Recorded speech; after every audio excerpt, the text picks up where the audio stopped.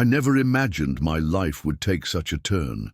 One day, I was just another human ambassador posted on Xylox 7 to negotiate trade deals and keep diplomatic relations from turning into interstellar incidents. The next, I was standing before Supreme Chancellor Gorvath, trying to process what he had just said. "You will marry my daughter, human Matthew," he declared, his voice crackling like a bonfire. I coughed, nearly choking on my drink. My translator implant hummed, confirming that I had understood correctly. No glitches, no miscommunication. I'm sorry, what? I stammered.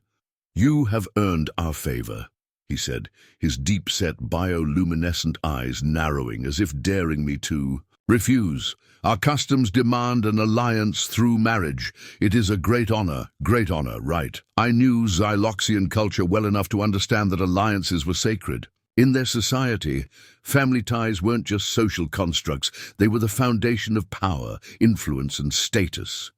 A marriage wasn't just personal, it was political, spiritual, and binding in ways humans barely comprehended. The Xyloxians weren't an easy people to befriend. They were old, older than humanity by thousands of years, and they viewed us as a young species, still fumbling through the universe like a toddler reaching for fire. Earning their respect was nearly impossible. Yet somehow I had done it, and now they were offering me something they had never offered a human before, a place in their ruling lineage, which meant I couldn't just say no. I glanced around the grand chamber, my mind racing. The walls pulsed with organic light, shifting, in colors that reflected the Chancellor's emotions, deep reds of certainty, hints of orange for satisfaction, and just the faintest flickers of blue, expectation. The other high-ranking Xyloxians in attendance, all standing on their multi-jointed limbs, watched me with an eerie stillness. I needed to be careful. "Chancellor," I said slowly, measuring my words, "I am honored, truly. But I did not expect such an offer. I will admit, I do not know much about your daughter." A murmur rippled through the chamber, not of offense, curiosity. Gorvath nodded solemnly. "Few do." That set off alarms in my head. It wasn't unusual for high-ranking Xyloxians to keep their family lives private, but there was something in his tone, something I had heard before, whispered in the diplomatic halls. I had overheard snippets of conversation about her. Zakira the unseen, not because she was secretive, because no one wanted to see her. I had chalked it up to cruel gossip. Every culture had its unfair beauty standards, and the Xyloxians were no different. Still, I hadn't given it much thought until now. "May I meet her?" I asked carefully.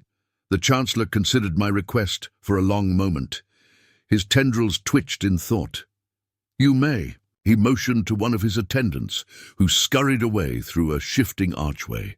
The room remained silent as we waited. I felt the weight of every eye on me.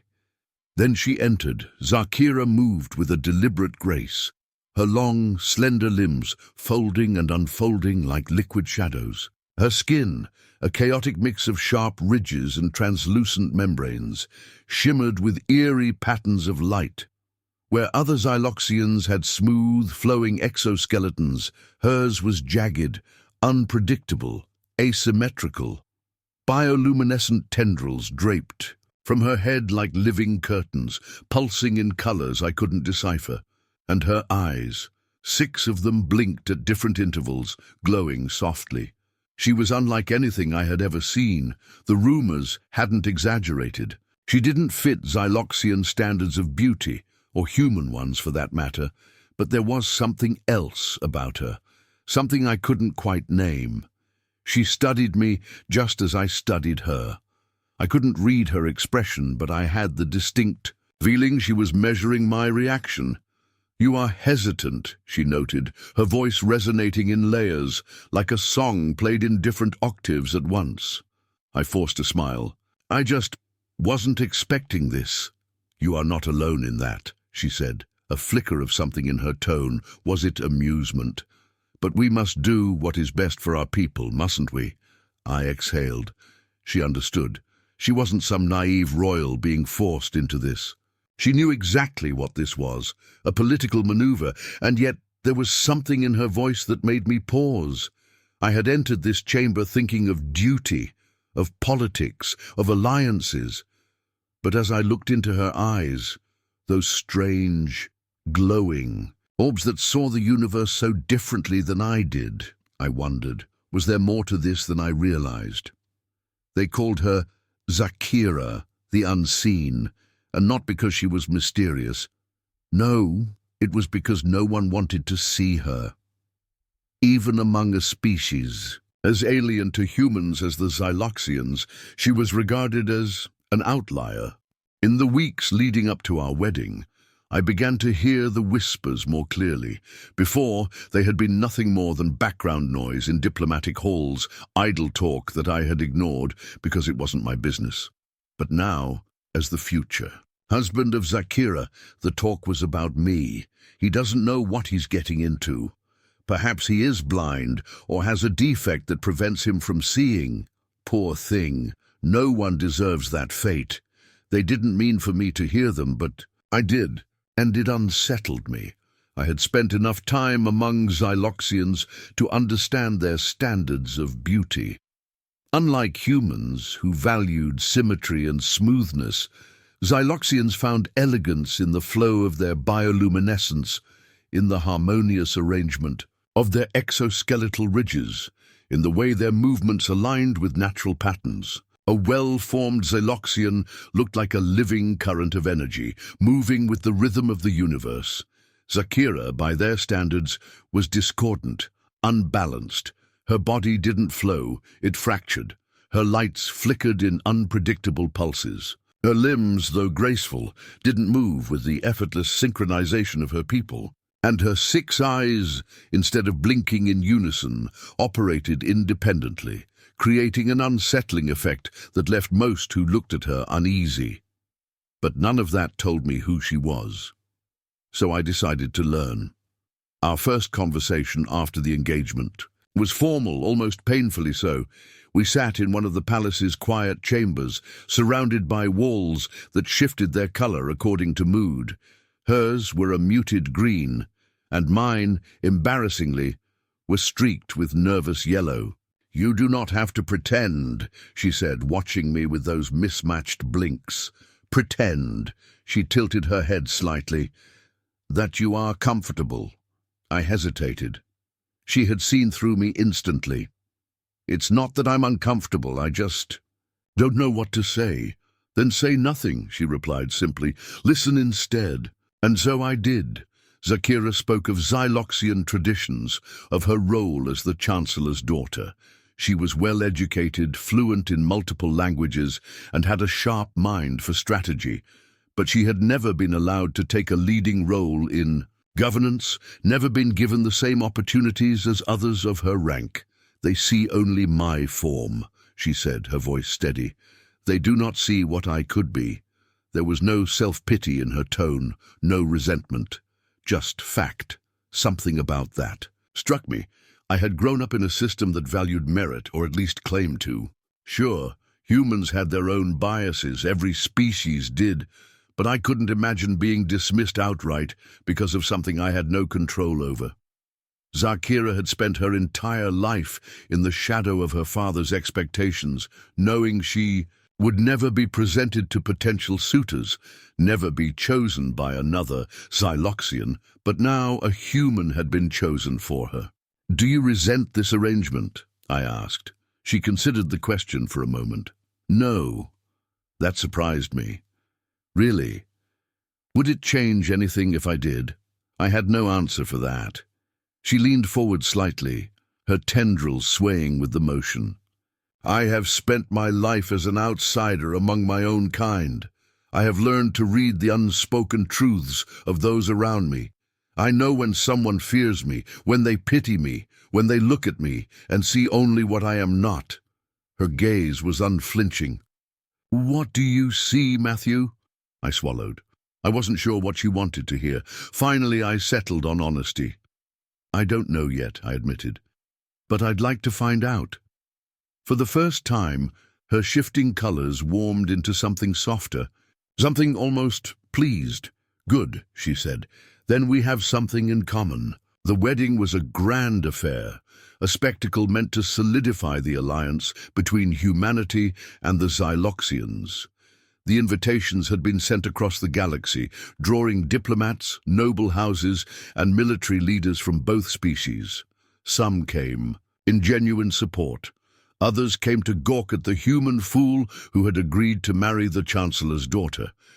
I stood at the altar, dressed in ceremonial robes that shimmered with shifting bioluminescence, a fabric woven from threads that pulsed. Like living veins, the weight of expectation pressed down on me as I waited, the murmurs of the gathered crowd, an ever-present buzz in my ears. On the human side of the hall, the delegates from Earth stood in stiff silence, their expressions carefully neutral. My closest colleagues wouldn't meet my eyes. A few of them, like Ambassador Reynolds, had tried to talk me out of this in private. "You don't have to go through with this, Matt," she had said. "This isn't just diplomacy. You're tying yourself to this alien for life." "I know what I'm doing," I had told her. I wasn't sure if that was true. The Xyloxian side of the hall was eerily quiet. Unlike humans, they didn't fill silence with idle chatter. They simply observed, their multi-limbed forms shifting only slightly, their countless glowing eyes fixated on me. I could feel the weight of their scrutiny, the unspoken judgment. Then the chamber doors opened. Zakira entered. A hush fell over the room. Even the ever-murmuring humans went silent. She moved with a deliberate grace, her long limbs unfolding. With measured precision, her elaborate ceremonial attire accentuated her form in ways that made her differences even more stark. The headdress she wore, an intricate arrangement of living tendrils intertwined with glowing filaments, framed her many eyes, their independent blinking now fully on display. The dark membranes of her skin shimmered, shifting unpredictably, in ways that made it impossible to focus on any one part of her for too long. Among the Xyloxians, there was no applause, no cheers. Among the humans, there were barely restrained gasps. I heard one muttered, "God help him," from somewhere behind. Zakira heard it too. I saw the slight twitch of her tendrils, the way her posture stiffened just slightly before she smoothed it out again. I wanted to say something, to look at her and assure her that I didn't care what anyone thought. But that would have been a lie, because right now, at this very moment, I did care. Then she reached me, and for the first time I looked directly into her eyes, not as a diplomat, not as a man fulfilling an obligation, but as someone about to make a vow, and I saw something I hadn't seen before. Her expression was unreadable to most, but in that moment, I understood it.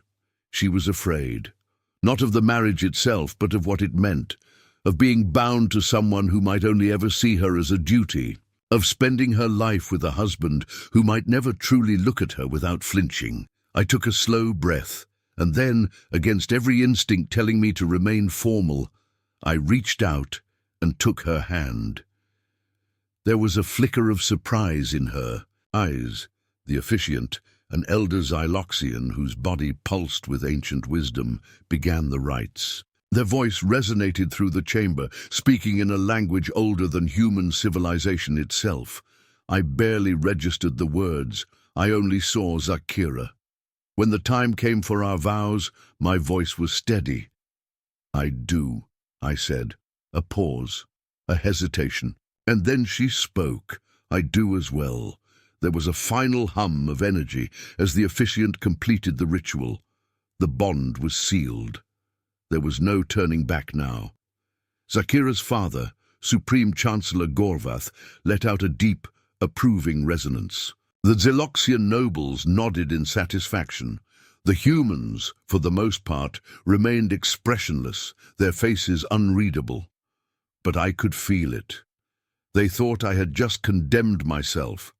I turned to Zakira as the ceremony concluded, expecting her to offer some customary words, some formal acknowledgement of our new union. Instead, she simply regarded me with those strange, multifaceted eyes, and then so softly that only I could hear, she whispered, "Thank you." And I wasn't sure if it was for the marriage or for holding her hand. When the ceremony ended, we were led through the grand corridors of the Chancellor's palace, flanked by Xyloxian guards and human dignitaries. The halls pulsed with shifting lights, organic walls reacting to the energy of the moment. It should have felt like a triumphant procession. Instead, it felt like a funeral march. The humans in attendance kept their voices low, stealing glances. At me, their expressions unreadable. The Xyloxians were silent as ever, but their lack of words spoke louder than any commentary could. No one truly celebrated this union. Zakira walked beside me, her movements measured, deliberate. She held herself with the same composure she had shown throughout the ceremony, but I knew now how to read the tension in her limbs, the slight flicker of her bioluminescence betraying her emotions. She knew what they were thinking. So did I. Our steps carried us toward the ceremonial transport waiting outside the palace gates. A grand, hovering vessel carved from living metal, its surface shifting in intricate patterns to reflect the importance of the occasion. The moment we boarded, we would leave behind the prying eyes of the court and begin the first night of our union in private. For a moment I considered what I should say, something reassuring, something diplomatic. Instead, I asked the one thing that had been gnawing at my mind since the ceremony ended.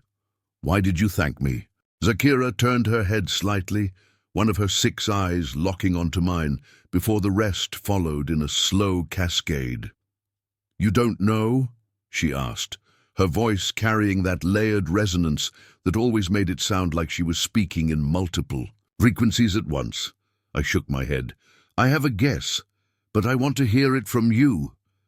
She was silent for a long moment as we stepped onto the transport platform. The vessel's doors parted, revealing an interior bathed in soft ambient light.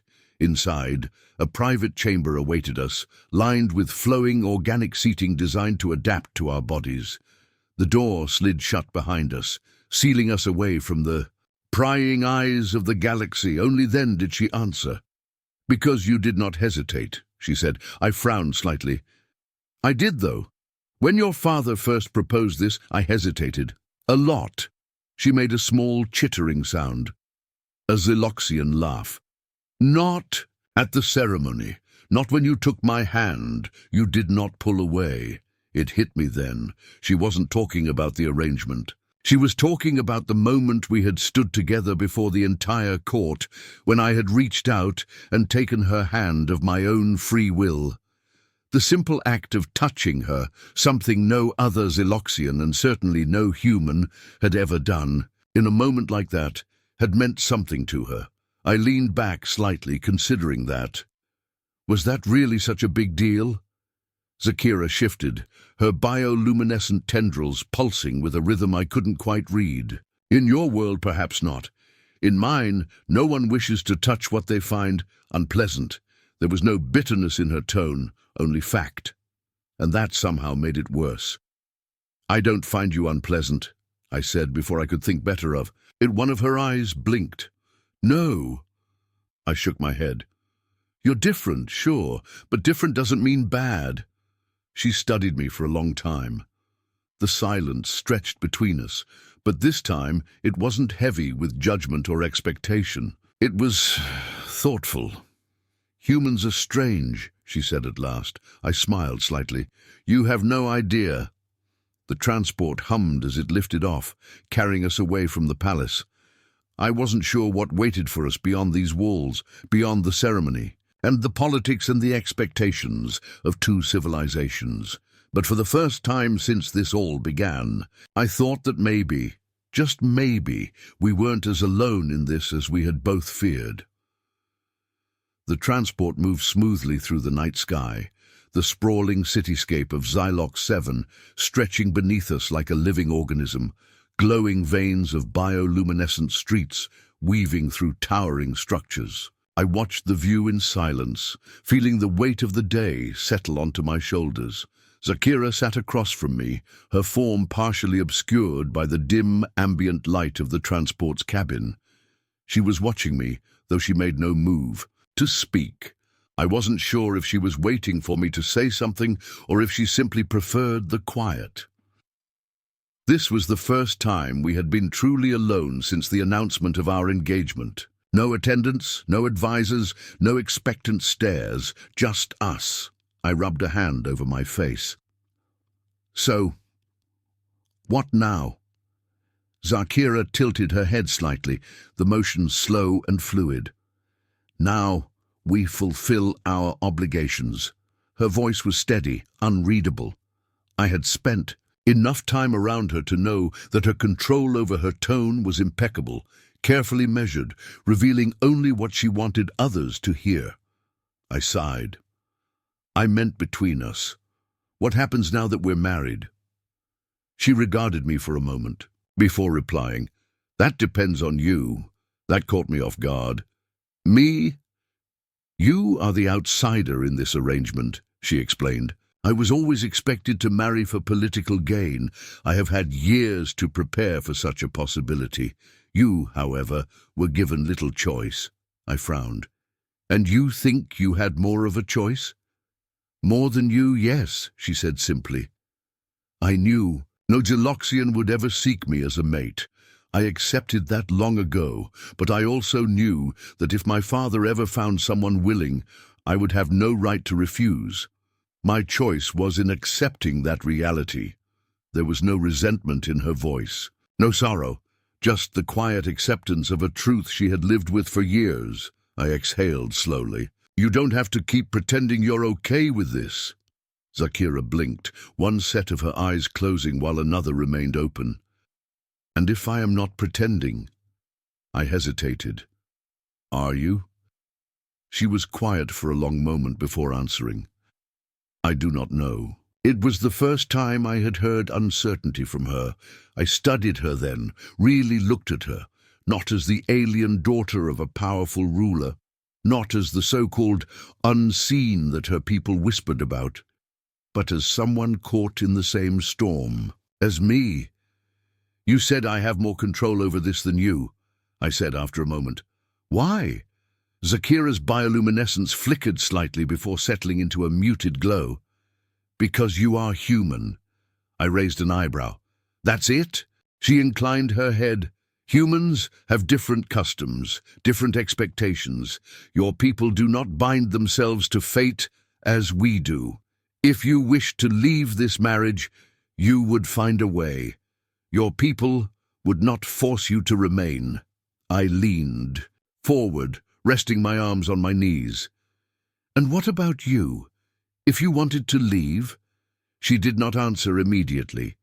Instead, she shifted her gaze toward the window, watching the city lights blur past.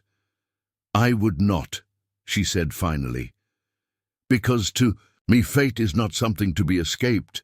It is something to be faced. Something in her words struck a chord in me. I had spent so much time thinking of this marriage as something that had happened to me. Something forced. Something beyond my control. But Zakira saw it differently.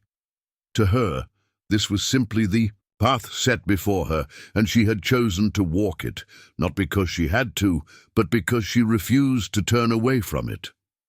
I sat back, exhaling. I don't know if I believe in fate. Zakira turned her gaze back to me. Then believe in choice. The transport slowed as we neared our destination. I still didn't have all the answers, but one thing had become clear to me. Zakira wasn't some tragic figure to be pitied. She was someone who had faced rejection, dismissal, and loneliness her entire life. And still, she stood unshaken, and maybe, just maybe, I could learn something from her. The transport descended smoothly onto the landing platform, the soft hum of its engines fading into the quiet night. Outside the window, the structure that would serve as our residence loomed before us. a fusion of Xyloxian organic architecture and human practicality. It had been gifted to us by the Chancellor himself, a symbol of unity, though I suspected it was more of a gilded cage than a home. Zakira was the first to stand. She moved with the same deliberate grace she always did, her elongated limbs unfolding as she stepped toward the exit. I followed, unsure of what to expect from our first night as husband and wife. The doors slid open, revealing a cool evening breeze and a pair of Xyloxian attendants waiting at the base of the ramp. Their bodies pulsed with deep blue bioluminescence, the color of reverence. Or was it sympathy? I had been studying their color language, but sometimes the meanings blurred together. "Honored ones," one of them said, bowing slightly. "Your dwelling has been prepared according to both human and Xyloxian custom. Should you require anything, we are at your disposal." Zakira inclined her head in acknowledgement. "You may go. We will summon you if needed."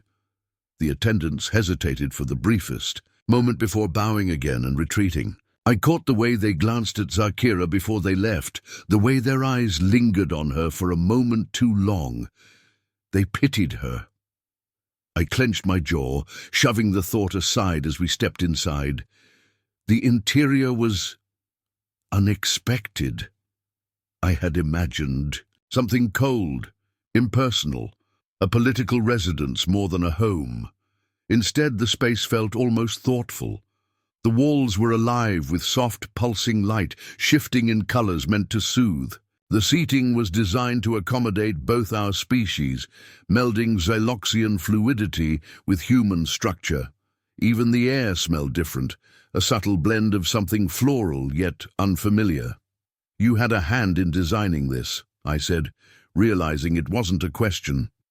Zakira glanced at me. "I did not wish for you to be uncomfortable." I frowned slightly. "What about your comfort?" She hesitated, just for a second, but it was there. "I am used to discomfort," she said at last. Something about the way she said it bothered me more than it should have. I exhaled, glancing around, before settling on one of the seating platforms. It shifted beneath me, adjusting to my weight, and for a brief moment I marveled at the technology before shaking the thought away. Zakira remained standing, watching me with those too many eyes. "You do not have to force conversation," she said. "I know this arrangement is not easy for you." I let out a dry chuckle. "It's not easy for you either." "No," she admitted. "But I have had years to prepare for the idea of rejection." Her words struck something deep in me. I had spent so much time worrying about my own place in this marriage, what people thought of me, what this meant for my future, how humans would perceive me for marrying someone they deemed unattractive. But what about her? She had spent her entire life as an outcast among her own people. She had known from the beginning that no Xyloxian would ever want her, and now she was married to a human who had never once considered such a possibility until it was forced upon him. "You think I'll reject you?" I asked quietly. Zakira's bioluminescence flickered. "I think it is inevitable." I stared at her. Not because I was offended, not because I thought she was wrong, but because I realized she genuinely believed that. And suddenly I understood why she had thanked me at the wedding. Not because I had married her, but because for one brief moment I had treated her as something more than an obligation. I ran a hand through my hair, exhaling slowly. "Zakira, I don't know what this is supposed to be between us. I don't know if we'll ever be more than strangers sharing a house, but I do know one thing." She watched me, waiting. "I'm not going to treat you like you're something to endure." For the first time since I met her, Zakira's posture shifted, not with tension, but with something I could only describe as cautious relief. And for the first time I wondered if maybe, just maybe, we had a chance at something more than duty. The silence between us stretched, but this time it wasn't heavy with uncertainty or discomfort. It was something else. Something unspoken but present, hovering between us like a bridge waiting to be crossed. Zakira studied me. her bioluminescence pulsing in slow waves across her skin. I had started to recognize the patterns, the way her light shifted with her mood. This one was unfamiliar, but not unpleasant. I stood from my seat, stretching my shoulders as I glanced around the dwelling again. "So, this is home now?" Zakira inclined her head. "For as long as it must be." That answer should have reassured me. It didn't. I turned back to her. "And if we wanted it to be more than that?" She blinked, her eyes moving independently for a brief moment before settling on me again. "What do you mean?" I exhaled, running a hand through my hair. "Look, I know this marriage was arranged for political reasons. I know neither of us chose it, but that doesn't mean we have to be miserable." She remained still, watching me carefully. I hesitated before continuing. "I'm not saying we need to force anything, but maybe we could try to actually get to know each other as more than just obligations." Zakira's bioluminescence flickered in a quick, uncertain rhythm. "You wish to be my friend?" The way she said it, like the idea had never been presented to her before, made something tighten in my chest. I nodded. "Yeah, I do." She studied me for a long moment. Then, slowly, she extended one of her hands toward me, palm facing up. It was a gesture I hadn't seen before. I hesitated. "In Xyloxian culture," she explained, "this is how we acknowledge a bond that is unconventional. Not one of duty, nor of necessity, but of choice. A bond of choice." Something about that struck me in a way I hadn't expected. I reached out, placing my hand against hers. Her skin was warm, warmer than I had thought it would be.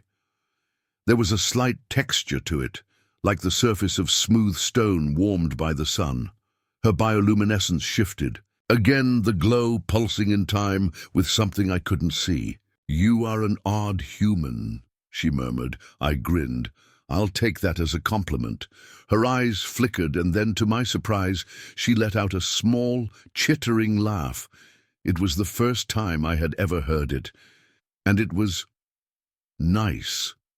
The weight of everything, the expectations, the judgment, the uncertainty, didn't disappear in that moment, but it lessened just a little.